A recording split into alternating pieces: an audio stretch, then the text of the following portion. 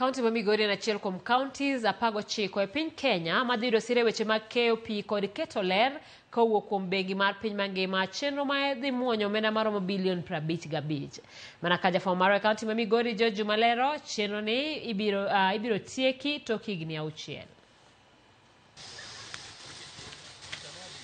E chenro ni madhi ka higni 6 mageto counties 19 e piny Kenya mangima, counties gi ma oting'o County ma Migori idhi pogne omenda ni kalore kod mijing'o magiketo e yorego mag keyo pi kaachiel kod keto ler. County ka county dhi bath omenda ni maromo bilion 55 kalore kod kwan familia manyien ma otudi kod pi maler. The Kenya Water Sanitation and Hygiene Program, in short KWASH, is to address sanitation, water challenges, as well as elimination of open defecation across the 19 participating counties. Country needs around 998 billion, that is close to 1 trillion, to be able to have universal access to water and sanitation services across the county. Kaka county, one give programs, we implement Go Water projects. So as we implement our projects, the main thing is to look at how many people may access safe water at a distance of not more than 500 meters.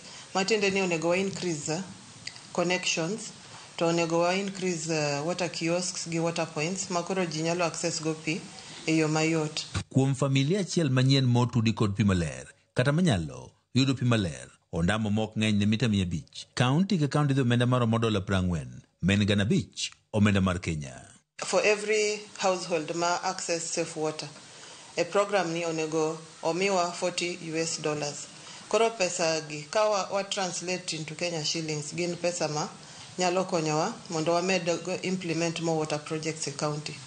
Gavana ma Migori Ochile Yako Moriko ne wuoyo e kindomo kod apisas mawuok e bengi mar piny mangima kaachiel kod apisas mawuok e piny owacho malo ne wani chenro ni ma isiro kod bengi mar piny mangima koro dhi jolo chenrogo mag keyo pi e County ma Migori. We already have in our budget a significant amount of money that is able to start us off for the implementation. To promise the people of Migori County that incrementally you will be less thirsty, you will be more healthy, and you will also get better sanitation. Director Migano ma pi e County ma Migori Tadhiambo wach ni gigeto tudo ji mathoth kod pi mondo giyudo omenda maromo milion 200 mar bath omenda ni e kinde mar higa achiel mabiro mondo gimed tiyo godo e keyo pi ne oganda. Gama waneni target ni mondo wanyal connect ji kendo wamed joma yudo access to sanitation services mondo miye financial year mawadhieni wayud around 200 million. Nikech omenda ni bende kodhi pogni kembego makeyo pi makare ne oganda mondo gimedi chenro mag keyo pi makare ne oganda. Adhiambo wacho ne gigeto tego kembego mag pi kaka mano ma Migori Water and Sanitation Company mondo en bende oyud bath omenda ni ma onyalo tiyo godo e medo keyo pi ne oganda. Lipot mawuok kuom migaono mar pi e County ma Migori yango ni mana maromo 54% mag oganda e County ma Migori ema yudo pi maler kata en County ma Migori geto medo kwanne nyaka 64% e kinde mar higa achiel mabiro.